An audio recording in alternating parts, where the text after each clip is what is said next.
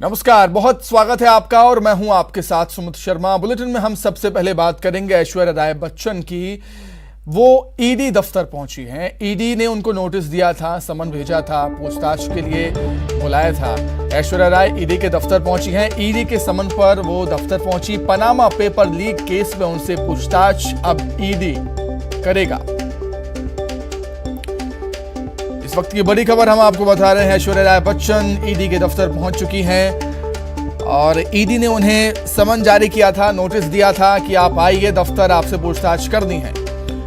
और नियम के तहत ऐश्वर्या राय बच्चन ईडी के दफ्तर पहुंची। ईडी के समन पर दफ्तर पहुंची हैं। पनामा पेपर लीक केस में उनसे पूछताछ की जाएगी।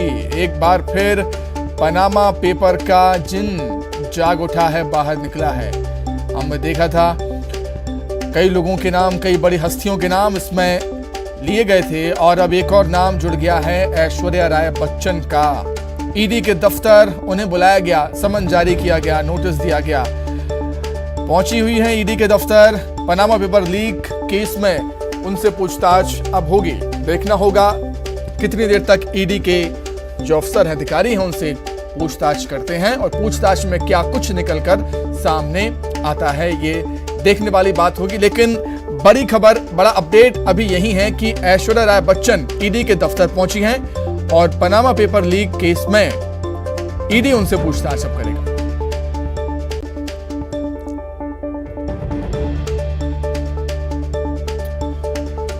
तो अब से कुछ देर पहले ईडी ने उनको समन जारी किया था, नोटिस भेजा था, पेश होने के लिए कहा था, तलब किया गया था ऐश्वर्या राय को और ईडी के दफ्तर वो पहुंच चुकी हैं। ईडी के समन पर ईडी के दफ्तर पहुंची और पनामा पेपर लीक केस में अब उनसे भी पूछताछ होगी। इससे पहले जब इस मसले पर बातचीत हुई थी, ये मसला सामने आया था, उसमें कई बड़ी हस्तियों के, राजनेताओं के, अभिनेताओं के नाम इसमें शामिल थे पनामा पेपर लीक केस में। और अब नया नाम जुड़ गया है ऐश्वर्या राय बच्चन का। अब इसी मसले को लेकर, पनामा पेपर लीक केस को लेकर ईडी उनसे पूछताछ करेगा। ईडी के दफ्तर वो पहुंच चुकी हैं। ईडी के जो अधिकारी हैं, अफसर हैं, उनसे पूछताछ करेंगे। अधिक जानकारी के लिए हम बातचीत करेंगे। मेरे सहयोगी शंकर आनंद हमारे साथ जुड़ गए हैं। शंकर, ईडी के दफ्तर पहुंची हैं ऐश्वर्या राय, पूछताछ होगी अब? निश्चित रूप से देखिए, जिस तरह से ऐश्वर्या राय बच्चन को नोटिस भेजा गया था ईडी के द्वारा और पूछताछ के लिए दिल्ली बुलाया गया था, तो अभी कुछ देर पहले ऐश्वर्या राय बच्चन ईडी के दफ्तर पहुंची है। और ईडी का जो जामनगर ऑफिस है, ईडी का अगर दिल्ली में 3 दफ्तर हैं, जिसमें कि एक जामनगर ऑफिस है जो ठीक इंडिया गेट के बगल में वो दफ्तर स्थित है। उसी दफ्तर में ऐश्वर्या राय बच्चन पहुंची हैं और उनसे अब पूछताछ की जो प्रक्रिया है, उससे पहले तमाम जो दस्तावेजी प्रक्रियाएं हैं वो चल रही हैं। तमाम दस्तावेजों को ईडी के अधिकारियों के द्वारा देखा जा रहा है और उसके बाद जो ठीक है। शंकर, आपकी आवाज हम तक सही से नहीं पहुंच पा रही है, लगता है नेटवर्क की वजह से। और ईडी के जाम दफ्तर यहाँ पर पहुंची हुए हैं, जहां पर वो ईडी का दफ्तर स्थित है, वहां पर ऐश्वर्या राय बच्चन पहुंची हुई हैं और निश्चित तौर पर उनसे अब पूछताछ की जाएगी।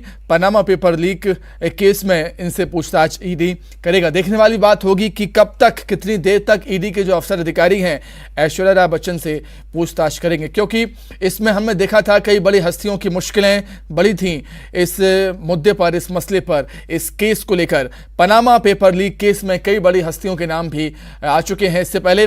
अब ऐश्वर्या राय बच्चन का नाम इसमें सामने आया है। ईडी ने समन जारी किया था, उन्हें तलब किया था, नोटिस भेजा था कि आप आइए, आपसे हमें पूछताछ करनी है। और नियम के तहत ऐश्वर्या राय बच्चन ईडी के दफ्तर पहुंची। पनामा पेपर लीक केस में अब उनसे पूछताछ ईडी के अफसर करेंगे।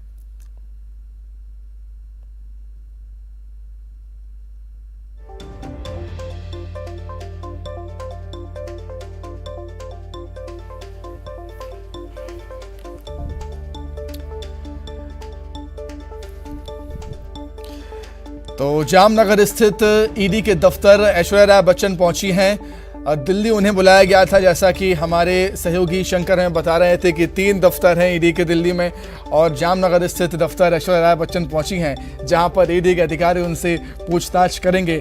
जैसा कि आप सब जानते हैं, आपको बता दूं कि पनामा पेपर लीक केस में कई बड़ी हस्तियों के नाम शामिल हो चुके हैं। कई बड़ी हस्तियों की मुश्किलें इसमें बढ़ती हुई नजर आई थी। अब देखने वाली बात होगी कि ऐश्वर्या राय बच्चन से जब पूछताछ होती है, ईडी के अधिकारी जब उनसे पूछताछ करेंगे तो क्या कुछ निकलकर सामने आएगा। शंकर जुड़ गए हमारे साथ। शंकर, अपनी बात पूरी कीजिए आप। देखिए, जिस तरह से ऐश्वर्या राय बच्चन की अगर बात करें तो उनका नाम बहुत पहले आया था।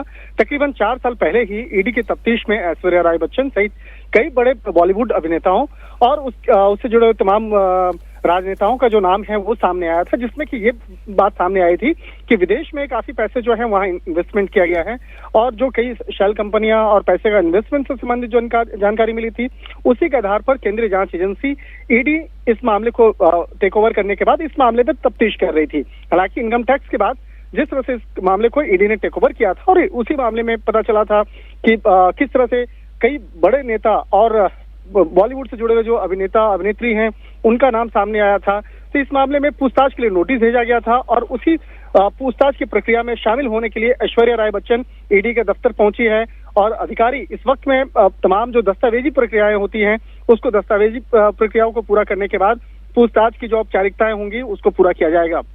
निश्चित तौर पे यह पूछताछ कई घंटों तक होगी, जिसमें कि कई जो महत्वपूर्ण सवाल होंगे वो प्रश्न जो है पहले से ईडी के अधिकारियों के द्वारा बनाया गया है और जो पूछताछ की प्रक्रिया होगी उसमें ऐश्वर्या राय बच्चन उन तमाम सवालों का जवाब लिखित तौर पर भी देगी। बिल्कुल। तो इस वक्त में हम शंकर ये भी चीज मैं आपसे जानना चाहूंगा, एक बार फिर से पनामा पेपर लीक का जिन अचानक से सामने आ चुका है और आपने बताया कि 4 साल पहले ऐश्वर्या का नाम इसमें आया था और कई बड़ी हस्तियों का नाम भी आया था। अब ईडी ने चूंकि ऐश्वर्या को तलब किया है, तो क्या जब 4 साल पहले जिन नेताओं का या अभिनेताओं का नाम सामने आया था, क्या उनको भी पूछताछ के लिए बुला सकता है ईडी? ऐसी संभावनाएं, आशंकाएं? निश्चित तौर पे देखिए, जब अब ये ईडी इस मामले की जो फाइल है जब इसको खोला है और इस मामले में जब ऐश्वर्या राय बच्चन का जब बयान रजिस्टर्ड होगा तो उसके बाद उससे जुड़े हुए कई लोगों से पूछताछ की जा सकती है और कहा जा सकता है कि आने वाले वक्त में पनामा पेपर लीक मामले में कई लोगों की भूमिका वो सामने आ सकती है और उन लोगों से पूछताछ होगी।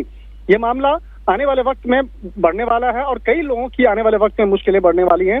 और जिस तरह से अगर देखा जाए, ये मामला तो पुराना है लेकिन लगातार इस मामले में तफ्तीश का काम चल रहा था और तफ्तीश के दौरान ही कई लोगों का नाम सामने आया था। तो एक तरह से कह सकते हैं कि अभी कुछ लोगों का बयान अभी कुछ दिन पहले ही रजिस्टर्ड किया गया था और उसके बाद जिस तरह से ऐश्वर्या राय बच्चन और उससे जुड़े हुए कुछ कंपनियों की भूमिका सामने आई थी, तो उसी मामले में ये आज पूछताछ के लिए ऐश्वर्या राय बच्चन से जो है उनको नोटिस भेजा गया था और पूछताछ इस वक्त में की जा रही है। और दफ्तर की बात करें जहाँ पूछताछ हो रही है, तो ये दफ्तर ठीक है। शंकर, आपका बहुत शुक्रिया हमारे साथ जुड़ने के लिए, तमाम बातचीत के लिए। तो ऐश्वर्या राय बच्चन ईडी के दफ्तर पहुंची हैं और पनामा पेपर लीक का जिन एक बार फिर से बाहर आ गया है। कई लोगों के नाम इसमें आए थे। अब देखने वाली बात होगी कि क्या और भी नाम इसमें आ सकते हैं सामने, जिन्हें ईडी समन भेजेगा या पूछताछ के लिए बुलाएगा।